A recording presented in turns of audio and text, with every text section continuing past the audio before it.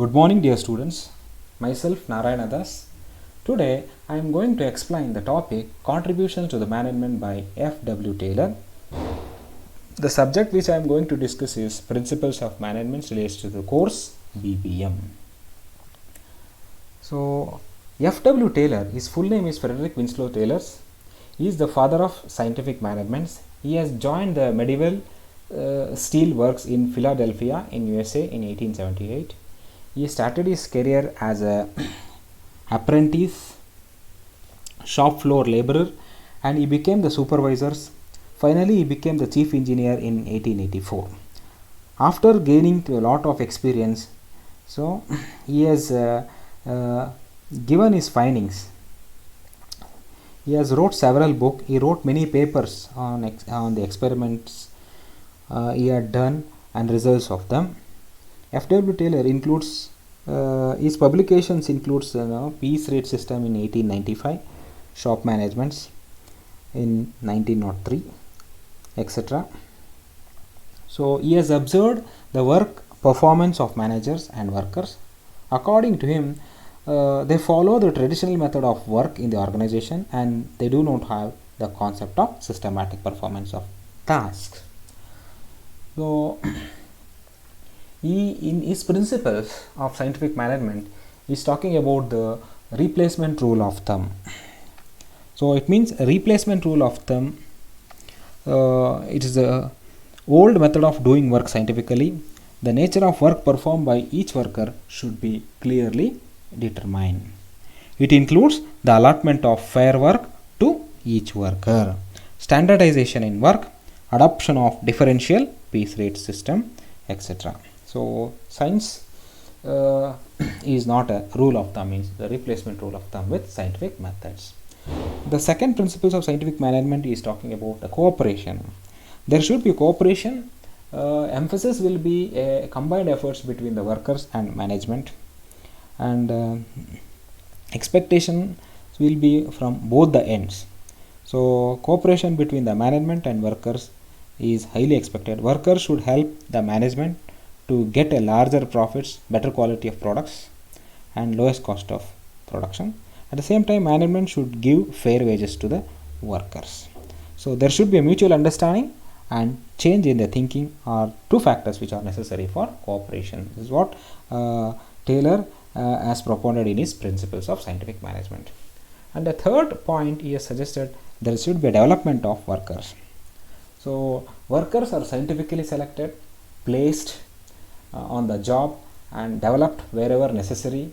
The development either could be training on the job, off the job for workers also, and developmental programs to the executives. Scientific method, under the scientific management, all the workers should be given opportunity to improve to the fullest possible extent. And the next principle of scientific management is maximum output. So it is an obligation on the part of management. It is always expected a good outcome from the employee, because in the previous points we were discussing about the development of when workers have been given a right platform to develop his knowledge, skills through ongoing developmental training program activities. In this concurrently, the management expects maximum output from them. And the fifth aspects or principles of scientific management is distribution of work. There should be allocation of work between the group or between the employees should be proper manner. It should be fair enough. There should not be any bias. This is what the principles of scientific management says.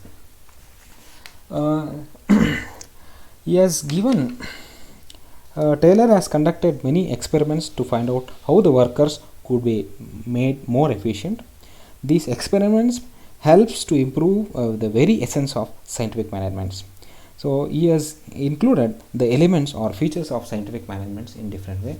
There should be a work study, standardization of tools and equipments, scientific selections, placement and training, induction or introduction of functional foremanship, and introducing cost systems and mental revolutions. Let's see what actually is work study means. So work study refers to the systematic critical assessment of efficiency. Systematically critical assessment of efficiency of the job. It varies from one job to another. The second element of scientific management is standardization of tools and equipments. So standardizations in respect of tools and instruments, working hours, ಕೆಲಸ ಮಾಡುವ ಒಂದು ಅವಧಿಗಳು ಅಥವಾ volume of work, nature, volume of work, ಕಾರ್ಯಭಾರಗಳು, working conditions, work environment or atmosphere etcetera. These are fixed on the basis of job analysis. And the third elements of scientific management is scientific selections, placements and training. So the workers should be selected scientifically. Appointment should also be given to each worker based on their qualification, capability and ability. And training programs should be conducted at a proper intervals. The fourth aspect of scientific management is introduction of functional foremanships. Functional foremanships is when there is a development of supervision systems, planning is separated from execution. Taylor has found out the concept of functional foremanship.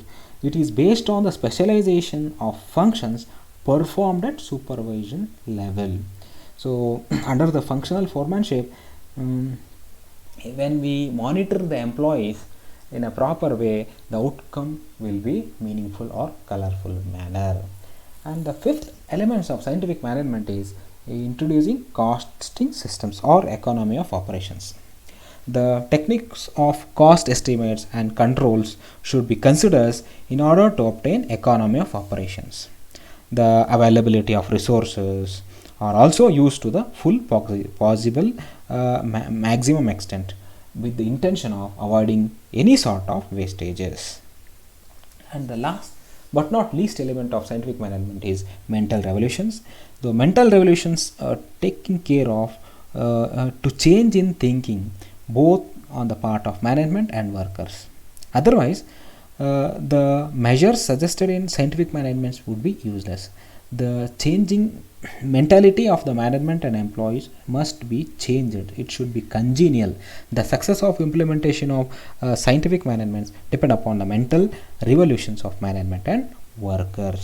ಈ ಇಷ್ಟು ಅಂಶಗಳನ್ನು ನಾವು ಗಣನೆಗೆ ತೆಗೆದುಕೊಂಡು ಕೆಲಸ ಮಾಡಿದ್ದೇ ಆದರೆ ಖಂಡಿತ ಸಂಸ್ಥೆ ಮುಂದೆ ಒಳ್ಳೆಯ ಅಭಿವೃದ್ಧಿ ಪಥದಲ್ಲಿ ನಡೆಯುತ್ತೆ ಅಂತ ಹೇಳಿ ಟೇಲರ್ ಅವರು ಪ್ರತಿಪಾದನೆ ಮಾಡ್ತಾರೆ.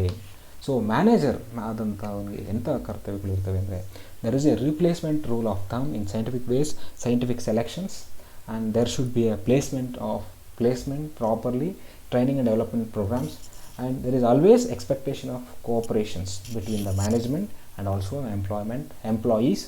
So there is an equal division of responsibility between the managers and workers. So ಇಬ್ಬರಿಗೂ ಅವ್ರದ್ದೇ ಆದಂಥ ಜವಾಬ್ದಾರಿಗಳು ಇರ್ತವೆ, managers as well as workers. ಪ್ರತಿಯೊಬ್ಬರು ತನ್ನದೇ ಆದಂಥ ಒಂದು ನಾಲೆಡ್ಜ್ ಇಟ್ಕೊಂಡು ಒಟ್ಟಿಗೆ ಸಹಭಾಗಿತ್ವದಲ್ಲಿ ಕೆಲಸ ಮಾಡಿದ್ದೇ ಆಗಲಿ ಸಂಸ್ಥೆ ಏರುಗತಿಯಲ್ಲಿ ಬೆಳೆಯುತ್ತೆ. ಸರ್ವತನು the functions of a managers must take into consideration of interest of the employees. He has to give cooperations to the employees, and there should be training and programs at a right time, at a right place to the right needy persons, and scientific selection has to be happen prior to it, and there should be not any bias. There is a rule of thumb says. So when if we are following in the organizations will grow ಅಂತ ಹೇಳ್ತಾರೆ. there is an application of scientific management approach. How the management applications management applies, how it will have an impact on the management when we apply the scientific management. Efforts on maximum usage of space. So ಸಂಸ್ಥೆಯಲ್ಲಿರುವಂಥ ಸ್ಥಳ ಅವಕಾಶಗಳನ್ನು ಪೂರ್ಣ ಪ್ರಮಾಣದಲ್ಲಿ ಉಪಯೋಗಿಸ್ಕೊಳ್ಬೇಕಾಗತ್ತೆ. There should not be any idle space. It's a waste of resources ಅಂತ ಹೇಳ್ತೀವಿ. Matching workers on task and training them. So ಸಂಸ್ಥೆಯಲ್ಲಿ ಕೆಲಸ ಮಾಡುವ ಉದ್ಯೋಗಿಗಳಿಗೆ ಅವ್ರದ್ದೇ ಆದಂಥ ಒಂದು ಸ್ಟ್ರೆಂತ್ಸ್ ಇರ್ತದೆ. ಆ ಸ್ಟ್ರೆಂತ್ಸನ್ನು ಅಬ್ಸರ್ವ್ ಮಾಡ್ಕೊಂಡು ಕೆಲಸ ಕಾರ್ಯಗಳನ್ನು ಹಚ್ಚಬೇಕಾಗತ್ತೆ. ಅಗತ್ಯವಿದ್ದಾಗ ತರಬೇತಿಗಳನ್ನು ನಾವು ಕೊಡಬೇಕಾಗತ್ತೆ. Greater specialisation of activities. when given complete freedom to employees to learn to implement their ideologies on the products or in the work, so it leads to a specialization ಅಂತ ಹೇಳ್ತೀವಿ. Establishment of performance standards. So there is a requirement of measurement of performance. Either it should be quarterly, annually, half yearly also. There should be a performance standards establishments should be there. Use of monetary and other incentives for increasing the productivity of workers. So ಇದ್ರ ಜೊತೆಗೆ so ನೌಕರನಿಗೆ induce ಮಾಡಬೇಕು ಅಂದರೆ, ಪ್ರೇರೇಪಿಸಬೇಕಂದ್ರೆ ಒಳ್ಳೆಯ ಸಂಭಾವನೆ ಕೊಡಬೇಕಾಗತ್ತೆ. Remunerations, incentives, fringe benefits, financial benefits, non fringe benefits ಇವೆಲ್ಲವೂ ಸಹ ಕೊಟ್ಟಾಗ so the work will be very nice, complete and successful ಅಂತ ಹೇಳ್ಬೋದಾಗಿದೆ. ಸೊ ಇಷ್ಟು ಹೇಳ್ತಾ today what we have discussed is contribution by FW Taylor. ಅವ್ರು ಏನೆಲ್ಲ ಪ್ರತಿಪಾದಿಸಿದ ಬಗ್ಗೆ ನಾವು ತಿಳ್ಕೊಂಡಿದ್ದೀವಿ. So this are all the references where it will enhances your knowledge, enrich your knowledges. R.K. Sharma and Shashi K. Gupta, Principles of Management, and P.N. Reddy, Appanaya and Business from Himalaya Publishing House.